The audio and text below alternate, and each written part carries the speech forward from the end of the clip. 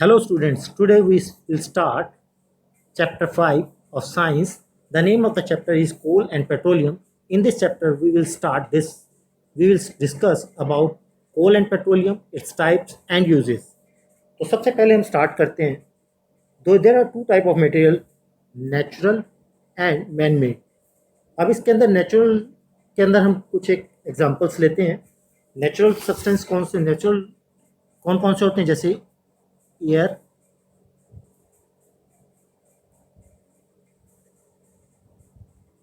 Water, soil, sunlight. और manmade भी कौन कौन से होंगे?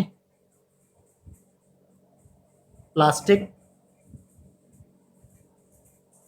Synthetic, fibres. ये सारे के सारे अपने natural day to day life में आप देखते हो. तो कुछ नेचुरल सब्सटेंस हैं, कुछ मैनमेड सब्सटेंस हैं. तो सबसे पहले हमने इस चैप्टर के अंदर पढ़ना है नेचुरल सब्सटेंस के बारे में. There are two type of natural substances. They are exhaustible, inexhaustible natural substance and exhaustible natural substances. Inexhaustible natural substances, these resources are present in unlimited quantity in nature and are not likely to be exhausted by human activities, for example sunlight and air. तो सबसे पहले inexhaustible natural resources की बात करेंगे. ये वो substance हैं जो कभी भी ख़त्म नहीं होंगे. जैसे सनलाइट है, एयर है, हम कितनी भी एक्टिविटी करें ये चीज़ ख़त्म नहीं होगी. ऐसे ही वाटर है, वाटर पीने वाला तो ख़त्म हो सकता है लेकिन वाटर तो रहेगा. और दूसरे टाइप के होते हैं एग्जॉस्टिबल नेचुरल रिसोर्सेज. अब इसके अंदर for example forest, wild life, minerals, coal, petroleum, natural gas. तो इसके अंदर देखिए कि वो सब्सटेंस जो एक ना एक समय पे ख़त्म हो जाएंगे. जैसे कोल, पेट्रोलियम, नेचुरल गैस. अगर हम इसे बहुत तेज़ी से यूज़ करेंगे तो ये एक समय ऐसा आएगा कि ये हमारी धरती से बिल्कुल ख़त्म हो जाएंगे. तो दो टाइप के हमने पढ़े. पहला inexhaustible natural resources, they are those resources which are unlimited quantity on the earth. दूसरे थे एग्जॉस्टिबल नेचुरल रिसोर्सेज, ये एक समय के बाद बिल्कुल ख़त्म हो जाएंगे. बिल्कुल इसे इन एग्जॉस्टिबल को हम ऐसे समझ सकते हैं कि जैसे आपके पास एक कंटेनर के अंदर बहुत सारे फ्रूट है, आप धीरे धीरे खाते जाओगे, वो एक समय के बाद ख़त्म हो जाएंगे. देखो इसमें लिखा भी हुआ है, assume that the eatable in a container represent the total availability and exhaustible natural resources like coal, petroleum, natural gas. तो एक समय के बाद ये सारे के सारे खत्म हो जाएंगे. In this chapter we will learn about the some exhaustible material natural resources like coal, petroleum, natural gas. These were formed from the dead remains living organism fossils, so they are called the fossil fuels. तो हमने बात करनी है कोल and petroleum की. तो ये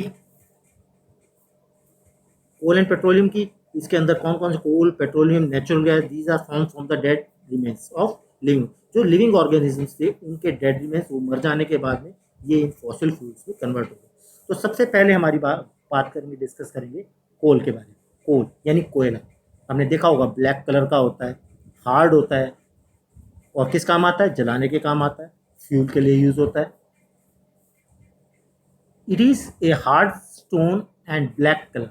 hard होता है, ब्लैक कलर का होता है. Coal is one of the fuel use for to cook food earlier. पहले समय में आजकल एलपीजी गैस वगैरह यूज़ होती है, तो इससे पहले कोयले का इस्तेमाल होता था घर घर के अंदर.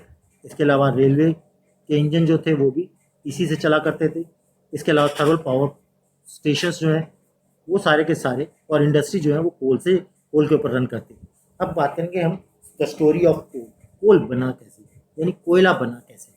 तो करीब 300 साल पहले, अबाउट 300 मिलियन, 300 करोड़ वर्ष पहले, धरती के ऊपर बहुत सारे जंगल पाए जाते थे वेटलैंड एरियाज़ के अंदर. वेटलैंड एरियाज यानी जो दलदली क्षेत्र होते हैं जहाँ पर पानी ज़्यादा होता है, गीले होती है, तो वहाँ पर ये धीरे धीरे ज़्यादा बारिश, फ्लड की वजह से ये सारे के सारे दब गए और धरती के नीचे दब गए. धरती के नीचे दब जाने की वजह से कॉम्प्रेस यानी पिचक जाना.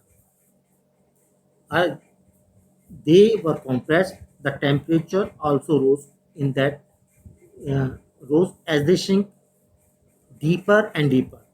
जब इनके ऊपर प्रेशर पड़ा ज़्यादा ज़्यादा टेम्परेचर की वजह से ये नीचे और नीचे चले गए, और हाई प्रेशर और हाई टेम्परेचर की वजह से they convert into slowly they convert into coal, और धीरे धीरे कोल में कन्वर्ट हो गए।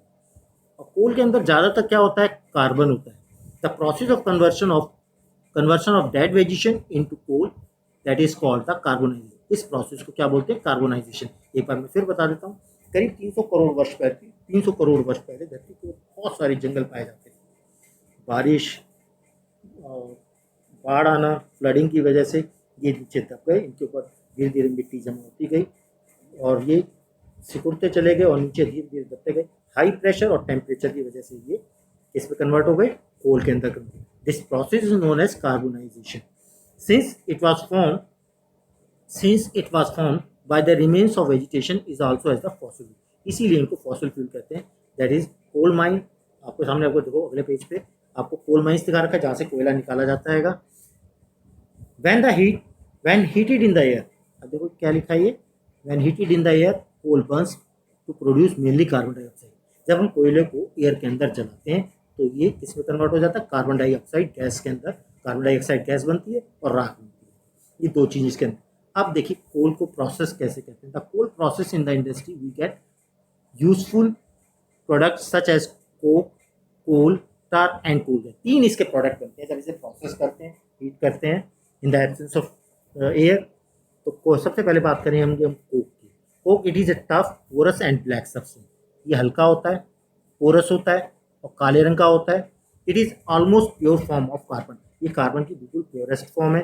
Coke is use to manufacture, coke का इस्तेमाल स्टील इंडस्ट्री के अंदर होता है और बहुत सारे मेटल्स को निकालने के लिए भी इसका इस्तेमाल किया जाता है। दूसरा प्रोडक्ट है कोल्टार। कोल्टार आपने सुना हुआ होगा। It is A black liquid, काले रंग का लिक्विड होता है, काफ़ी थिक होता है। इट हैज़ अनप्लीजेंट स्मेल, काफ़ी इसके अंदर दुर्गंध होती है। इसके अंदर करीब 200 सब्सटेंस का 200 सब्सटेंस का मिक्सचर होता है। The products obtaining from the coal tar are used as starting material for manufacturing of various substance in everyday life and industry। हमारी डेली लाइफ के अंदर और इंडस्ट्री के अंदर इसका बहुत ज़्यादा यूज़ है। इससे बहुत सारी चीज़ें बनाई जाती हैं, जैसे कि सिंथेटिक डाई होती हैं जिसे कलर करने के लिए, ड्रग्स, दवाइयाँ, एक्सप्लोजिव यानी कि पटाखे वगैरह, बारूद वगैरह बनाने काम आता है, प्लास्टिक बनाने काम आता है, पेंट बनाने काम आता है, फोटोग्राफिक मटेरियल बनाने के लिए, रूफिंग मटेरियल जानते हो, छत के ऊपर हम कोल्टा डालते हैं, उसको पानी वगैरह नीचे ना आए, उसको करने के लिए रूफिंग मटेरियल के लिए भी इसका इस्तेमाल होता है।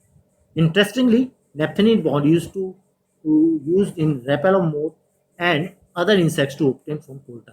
आपको एक बात और पता होनी चाहिए कि जो नेफ्थेनिन बॉन्ड जो आप कपड़ों के अंदर सफ़ेद रंग की गोलियाँ रखते हो, वो नेफ्थेनिन बॉन्ड ये भी कोल्टार से ही बनाई जाती है।